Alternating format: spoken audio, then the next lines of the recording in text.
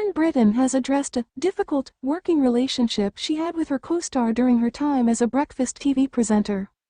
Fern Britton opened up on her TV career and now enjoying life as a best-selling author during an appearance on the podcast Postcards from Midlife with Trish and Lorraine.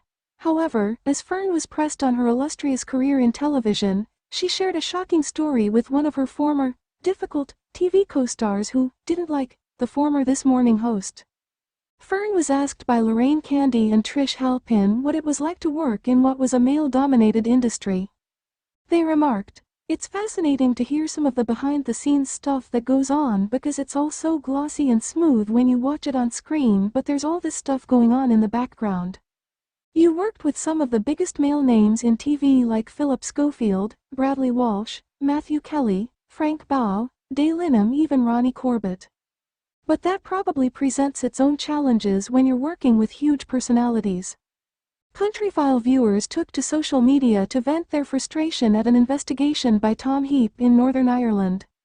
Some BBC viewers weren't happy as Tom investigated how some farmers had benefited from the Northern Ireland Protocol while others had been detrimentally impacted. "You're having to work around them and maybe navigate that dynamic and that relationship. How did you find that?" Fern replied, "I didn't even address it actually. There's an awful lot you can engage with and get yourself anxious for no reason at all. I would just think, no, I know who I am and what I'm doing and I know how to do this job. The best thing is just to be nice and make it easy and not panicky," she continued. "I've always said this, and I heard once from a woman who said, never look as if you were nervous, because generally in those days the program would have been run by men and there would be men in the studio, and if you look a little bit nervous about something or need a question answered they'll immediately think you are panicking, you're obviously hysterical, and it would be handed to the man. All those men I worked with, Eamon Holmes, all sorts of lovely people." However, Fern admitted some of her TV co-stars were better than others. "Eamon's a dream," she quipped. "Frank Bao was difficult." She went on to recall an uncomfortable encounter before pointing out Frank had told the story himself before he died. "When I joined Breakfast Time in 1982-1983, I was the newsreader or the presenter with Frank.